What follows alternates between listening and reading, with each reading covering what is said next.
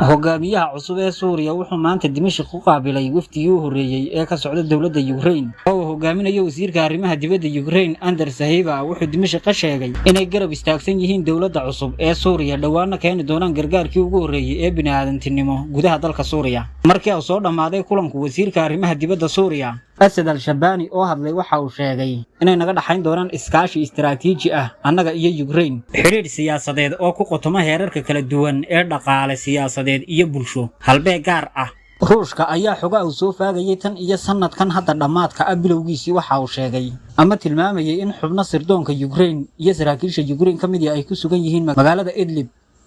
ee kooxdani ay waqtiga ka tirinaysay hadda wadanka ka talisa dhamaantii halka oo waqtiga uu ku tilmaamay in ay tababaro ku siiyaan kooxdan hadda wadanka qabsatay ee ugu dambeyn Bashar al-Assad xilka kala wareegay xukunkana ka tuuray 8 bishan December tan oo suuragal ka dhigaysa in ay jiraan xiriir qoto dheer oo ka dhaxeeya hadda wadanka la wareegtay iyo dawladda Ukraine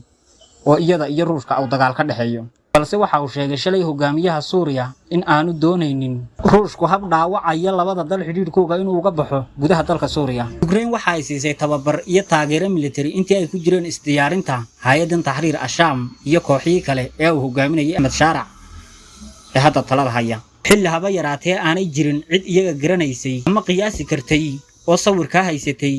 in ay iman doonto haba yaraatee ee maalin ay xukunka ka tuuri doonaan Bashar al-Assad mid ka mid ah waxyaabaha ama sababaha aanay dawladda cusub ee Suuriya uga tagaynin dawladda Ukraine ayaa ah Ukraine bartay sida loo soo saarto hubka gaar ahaan diyaaradaha aan duuliyaha lahayn oo ahaa kuwii siiyay kooxda guusha ugu muhiimsan intii ay ku guda jireen dagaalka xasuusataa inuu yiri Ahmed al-Sharac annaga ayaa soo saaranay hubkaan kula dagaalamayna nidaamka la mid ah Ukraine ayaa ahayd oo ka caawisay xog sirdoon oo la xiriirta Ruushka oo ahayd cidii taageeraysay nidaamkii dhacay ee Assad kadib natiijadu waxay noqotay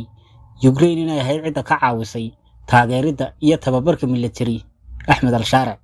halka Turkiga uu lahaa istiraatiijiyadda dagaal daboolka diblomaasiyadeed iyo tiknoolajiyadii lagu burburiyay difaacii military ee nidaamka Assad kadib markii hawada laga saaray isgaarsiintii nidaamka Assad midda kale waxay kula tahay inaad Ukraine u qaadato haba yaraatee kuwa aan waxtar lahayn waqtigan iyada ah ma aha inaad uga tagto Ukraine burburka ay kala kulmayso Ruushka oo ay awoodi weyday inay difaacato dhulkeeda balse ma aha waa in aad eegtaa cidda ay wajahayso ee ay ka hor imanayso Ukraine ee ay hayaan waqtigan Ruushka awoodiisa military khibradda dagaal iyo agabka ciidan ee uu haysto taa beddelkeeda marxaladda adag ee ay wajaheen Ukrainiyiintu ayaa muhiimad gaar ah u yeelaysa taasoo ah marka dalalka ama kooxaha tusaale ahaan sida Hamas oo kale ay wajahayaan awood ka badan dawladuhu ama dalalku waxay u degdegaan xilligan oo kale cidda awoodda ka badan wajahaysa in ay ka kororsadaan khibrad dagaal nooca iska caabinta iyo ka hortagga ay u sameynayaan cidda aanay u diiwaan gashanayn awoodda badan Ukraine waxay dagaalka dunida ku soo kordhisay habab ku habboon goobta dagaalka sida in la arkay iyaga oo adeegsanaya diyaaradaha yaryar ee aan duuliyaha lahayn oo qaadi kara walxaha qarxa